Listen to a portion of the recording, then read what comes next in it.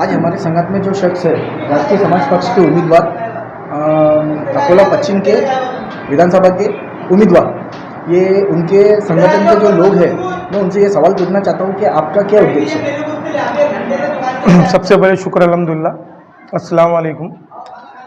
ऐसा है भैया कि अकोला पश्चिम एक ऐसा जोन है जिसकी राजनीति खैरमौल प्लॉट से शुरू होती है और खैरमौल प्लॉट पे ख़त्म होती है, मगर ओवरऑल सारी पार्टियां हमारे मोहल्ले को इग्नोर कर देती हैं। यहाँ से कोई भी उम्मीदवार देती नहीं है, क्योंकि आपने देखा होगा कि यहाँ पर बड़े बड़े पार्टियों के शहर अध्यक्ष, पार्टी के बड़े बड़े नेता लीडर लोग रहते हैं, उसके बावजूद किसी भी पार्टी का फोकस यहाँ के स्थानिक लोगों पे नहीं आता। और विधानसभा में उम्मीदवार लड़ाने का हमारा मंशा ये था, क्योंकि हमारा एक एक्सपीरियंस था रामगिरी महाराज के खिलाफ एफआईआर करने का। वो इतना रेडिकुलस था कि हमको तभी एहसास हो गया इस चीज़ का कि भैया हमको पॉलिटिक्स में आना चाहिए और अपना उम्मीदवार बिठाना चाहिए, क्योंकि हमने एफआईआर के लिए 7 घंटे बड़ी मेहनत मशक्क़त के साथ जद्दोजहद के साथ धरना दिया। धरना देने के बाद 7 घंटे के बाद हमारी एफआईआर हुई। तो उसी वक्त हमारे ग्रुप के जो 300 लड़के थे, हमने एक मीटिंग ली, उसमें डिसाइड किया कि भैया अब के चुनाव में हम हमारा उम्मीदवार उतारना है। तो जब हमारी मीटिंग्स हुई, ओवरऑल सब लड़कों ने ये अपना सजेशन रखा कि ज़मीर भाई आपको चुनाव लड़ना है। बट मैंने देखा कि मेरे ग्रुप में मेरे से बेहतर इमरान मिर्ज़ा है, क्योंकि उनकी कनेक्टिविटी डोर टू डोर है, उनका जो कार्य है वो एक सेतु संचालक है, और उनसे बड़ा बूढ़ा बच्चा औरतें सभी कनेक्टेड है, और वो तमाम हमारे खैरमौल प्लॉट के हर घर में पहचाने जाते हैं कि इमरान मिर्ज़ा एक सामाजिक कार्यकर्ता है।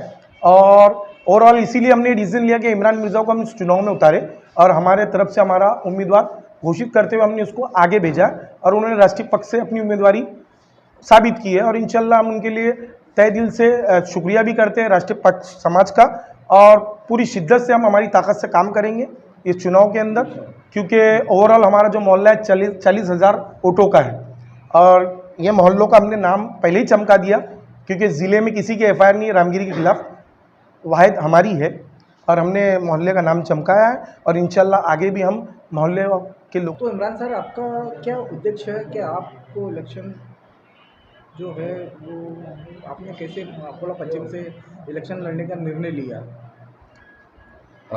देखिए, कुछ मुद्दे हैं जो मेरे और मेरे टीम के जहन में थे, जिन मुद्दों पर काम करना बहुत ज़्यादा ज़रूरी हो गया है। फॉर एग्ज़ाम्पल, नामूस रिसालत बिल जो है, पैगंबर मोहम्मद बिल सल्लल्लाहु अलैहि वसल्लम, तो ये बिल बनाना इतना ज़रूरी हो गया है। ये बिल एट्रोसिटी एक्ट जैसा ये कायदा रहेगा, और इस कायदे के तहत जो भी कोई अगर गुस्ताखी करता है हुजूर के ख़िलाफ़ में, अल्लाह रसूल के ख़िलाफ़ में, मुसलमानों के ख़िलाफ़ में, कुरान शरीफ के ख़िलाफ़ में, या कुछ भी अगर जो शांति भंग करने की कोशिश करता है, नफ़रत फैलाने की कोशिश करता है, या हिंदू मुसलमान में झगड़ा लगाने की कोशिश करता है, तो इस कायदे के तहत उसको सख्त से सख्त सज़ा दी जाएंगी। तो ऐसा एक कानून बनना चाहिए। इसके लिए हम काफ़ी महीनों से इस पर मेहनत कर रहे हैं, कोशिश कर रहे हैं कि ऐसा एक कायदा पास हो जाए। लेकिन जब तक एमएलए या कोई भी बड़ा लीडर, जब तक ये संविधान अपने इसमें विधानसभा के अंदर ये मुद्दा नहीं लेके जाता है और वहाँ पे चर्चा नहीं होती, तो ये कायदा नहीं बन सकता। इसके लिए एमएलए बनना बहुत ज़रूरी है, और ये मुद्दा वहाँ तक ले जाना ज़रूरी है। और मैं इंशाल्लाह अगर एमएलए बनता हूँ तो सबसे पहले मेरा मुद्दा जो रहेगा और जिस पे मैं काम करूँगा, जिस पे मैं चर्चा करूँगा, तो वो नामूस रिसालत बिल ही रहेगा इंशाल्लाह। दूसरा मुद्दा है जो इमरान सर आपका घरकुल का, तो आपका घरकुल का कैसा मुद्दा, मतलब क्या करना चाहते हैं आप घरकुल का? देखिए, अकोला शहर में लगभग अगर देखा जाए तो मैं बात हिंदू मुसलमान की नहीं कर रहा हूँ, लेकिन एक आप आंकड़ा निकाल लीजिए कि अकोला शहर में मुस्लिम समाज घरकुल से वंचित है। घरकुल का लाभ मुसलमानों को नहीं दिया गया। इसका क्या रीज़न है? तो हमने इस पर भी बहुत कोशिशें की है, बहुत मेहनत की है, और इस पर बहुत सारे निवेदन भी दिए हुए हैं। तो देखिए, अकोला शहर में सबसे पहले तो 33,000 परिवार ऐसे हैं कि जो किराए के मकान में ज़िंदगी गुजर बसर कर रहे हैं अपनी, उनके पास में ज़ाती मकान नहीं है। तो इस और किसी भी बड़े लीडर का ध्यान नहीं गया अभी तक के। अगर मैं एमएलए बन के आता हूँ और इलेक्शन में मुझे कामयाबी हासिल होती है इंशाल्लाह, तो मैं दूसरा मुद्दा मेरा घरकुल का भी रहेगा, ताकि यहाँ पे जो बेघर लोग हैं उनको मैं घर दिलाने की पूरी कोशिश करूँगा। और जो झोपड़पट्टी इलाकों में जो रहने वाले लोग हैं, झोपड़पट्टी है, जैसे फॉर एग्जांपल हमारे यहाँ पे नेहरू नगर झोपड़पट्टी है और दीगर झोपड़पट्टियाँ हैं, तो इस जगह पर उनको मालिकाना हक दिलाने की मैं कोशिश करूँगा और उनको वो जगह कम से कम लिस्ट पर दी जाए। इसके लिए मैं पट्टादार जो काम रहता है वो करने की कोशिश करूँगा इंशाल्लाह। तो सर आपका एक और सवाल है आपसे कि ये मुस्लिम आरक्षण का जो मुद्दा है आपका, आपने इससे जी। पहले भी इंटरव्यू में मैंने आपसे पूछा था कि मुस्लिम आरक्षण के बारे में आपका क्या है? देखिए साहब, मुस्लिम आरक्षण का मामला ऐसा है कि अभी तक इतने सरकारें बनी है, किसी ने मुस्लिम आरक्षण पे गौर नहीं किया और मुस्लिम आरक्षण कोई देना नहीं चाहता ऐसा लगता है। तो बड़े बड़े सर्वे हो चुके हैं, रंगनाथ मिश्रा कमेटी का सर्वे हो गया है, महमूद रहमान कमेटी का सर्वे हुआ है और राजेंद्र सच्चर जी का सर्वे हुआ है। लेकिन ये सर्वे होने के बाद में इनकी रिपोर्ट जब प्रशासन के सामने रखी गई तो इन्होंने अपने रिपोर्ट्स में ये डिमांड की है कि मुसलमानों को आरक्षण दे देना चाहिए। तो इसके बावजूद भी आज तक मुसलमानों को 5% आरक्षण भी नहीं मिला है, जबकि इनके रिपोर्ट्स के अंदर इन्होंने 15% की डिमांड की है। 15% में से मुसलमानों को 10% आरक्षण देने की भी बात रखी गई है। लेकिन 10% तो छोड़िए साहब, 5% भी मुसलमानों को आरक्षण नहीं दिया जा रहा है। क्या वजह है इसकी? क्या बड़े लीडर, मुसलमानों के लीडर महाराष्ट्र में है ही नहीं, या फिर मुस्लिम समाज को आघाड़ी सरकार जो है, महाविकास आघाड़ी सरकार, क्या वो आरक्षण देना नहीं चाहती? तो ऐसे बहुत सारे मामलात है कि जिस पे काम करने की ज़रूरत है। मेरा इंशाल्लाह ये भी मुद्दा रहेगा, मैं इस पर भी काम करूँगा और कोशिश करूँगा कि मुस्लिम समाज को कम से कम 5% आरक्षण दिला सकूँ। तो जमीर शेख साहब, ये अकोला पश्चिम से जो त्रिकोणीय मुकाबला होने वाला है सर, आपका इसके बारे में क्या है?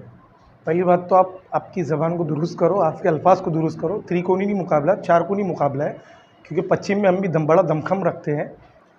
बिकॉज हमने जो कंटिन्यूटी रखते हुए कंटिन्यू 2 साल से जो हमारा सामाजिक काम है और जो हमारे ग्रुप है 300 लोगों का, वो ग्रुप के अंदर डॉक्टर, वकील, एजुकेटेड, कॉलेज स्टूडेंट्स, ये सारे लोग हैं। जिस हिसाब से हम सामाजिक काम करते हैं, we are all of the educated person and we know कि हमको काम कैसा करना है। हम कानून हाथ में नहीं लेते, साथ में लेते हैं। तो उसको मद्देनज़र रखते हुए मुझे ये लगता है कि हमारा जो मोहल्ला है वो काफ़ी अच्छी तादाद में हमारे इमरान साहब को वोट करने वाला है, क्योंकि उनको सबको पता है कि इमरान साहब एक अच्छे दमदार है और उनके साथ हम सब लोग जुड़े हुए। हमारा जो संगठन है, कम से कम 28-30 संगठन खुद इमरान मिर्ज़ा के कांटेक्ट में है और मेरा भी एक बहुत बड़ा मजबूत संगठन है। और उसके अलावा हमारा जो ग्रुप है 300 लड़कों का, बहुत ही मजबूत ग्रुप है और सारे अल्हम्दुलिल्लाह पढ़े लिखे लोग हैं। तो ये बेहतर तरीके से काम करना जानते हैं, तो लोगों की कहीं ना कहीं बात समझ में आएंगी और पब्लिक भी उग चुकी है। नवा चेहरा चाहिए पब्लिक को, तो ये नवा चेहरा हमने पेश रखा है।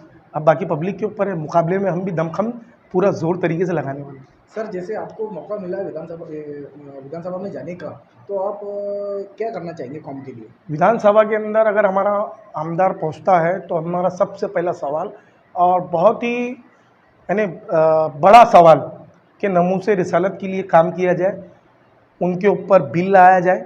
क्योंकि जो हिसाब से 4-5 साल से आपने देखा होगा, कंटिन्यू कहीं ना कहीं हमारे नबी करीम सल्लल्लाहु अलैहि वसल्लम की शान में गुस्ताखी होती रहती है और सत्ता पक्ष और विपक्ष दोनों भी काम नहीं करते इसके ऊपर। और हमारे देश का अमन चैन जो ख़राब करने की साजिश की जा रही है इस चीज़ को करते हुए, तो हम पुरजोर तरीके से इस पर काम करेंगे। और सबसे पहले अगर कोई बिल आएगा इंशाल्लाह तो नमूसे रिसालत के लिए ही आएगा और इसी के लिए हमारा आमदार विधानसभा में बैठेगा और उस पर ही काम करेगा इंशाल्लाह।